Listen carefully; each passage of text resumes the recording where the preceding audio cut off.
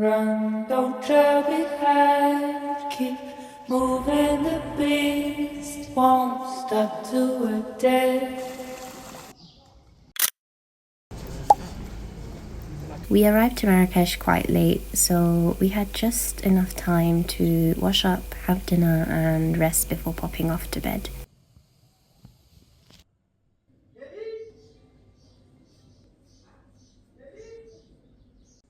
Come morning, we could finally see what the Riyadh looked like. I knew there were multiple floors from the night before, but we all were a bit scared, so we decided to sleep together on the ground floor. The place we're staying at is called a Riyadh, which is a house, often a two-floor home with a walkable roof and open center to let in light, sound, air, greenery, and just life in general. There are other types of building styles, but this has got to be my favorite by far. This would be my third or fourth visit to Marrakesh since I left 7 years ago.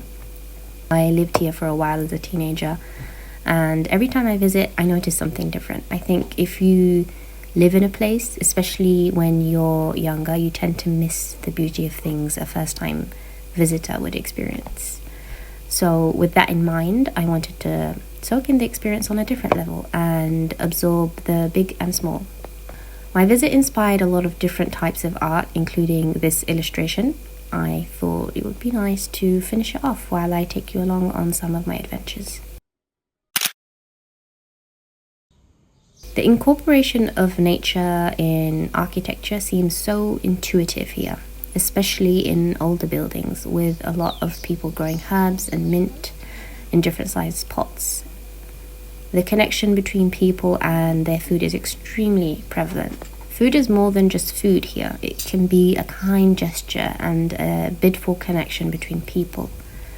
A warm invite, so to speak, to one's home, life, and self.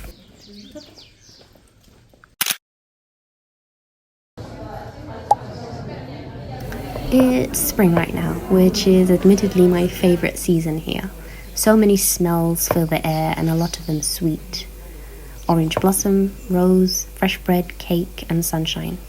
I think I miss the pastry the most here when I think of Morocco.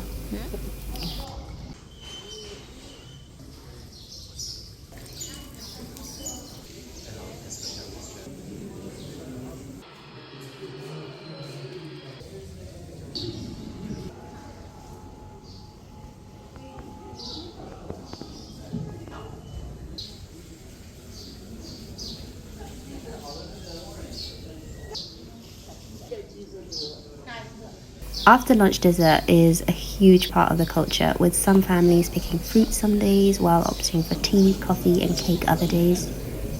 Coffee culture itself is huge here too, with cafes spilling onto the street and being a big part of after work life.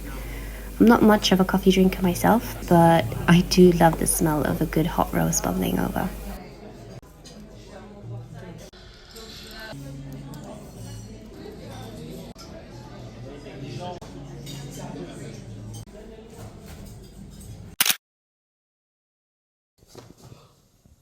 Moroccan spreads are a sight to see, with large plates going in the center and lots of little side dishes that pair well with the main star, a little like the bride, groom, and their procession.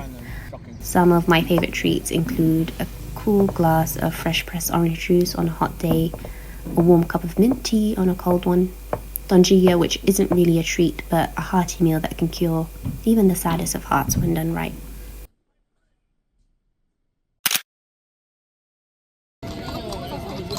The Medina, or Old City, is this bustling centre of Marrakesh with horse-drawn carriages, friendly salesmen, loud music, and the echoes of laughter.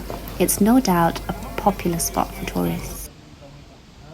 However, while I do enjoy being in the middle of it all, this time I opted for some more calming sounds. The river, mountains, birds, and the gentle chatter of a woman explaining the origins of argan oil.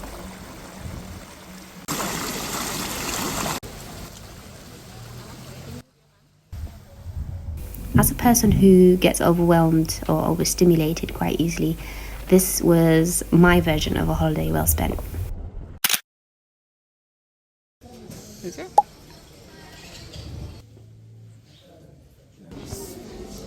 I didn't completely avoid the hustle and bustle, of course. We popped into the colourful chaos here and there to get some gifts, visit friends, and feel the heart of a place I once called home.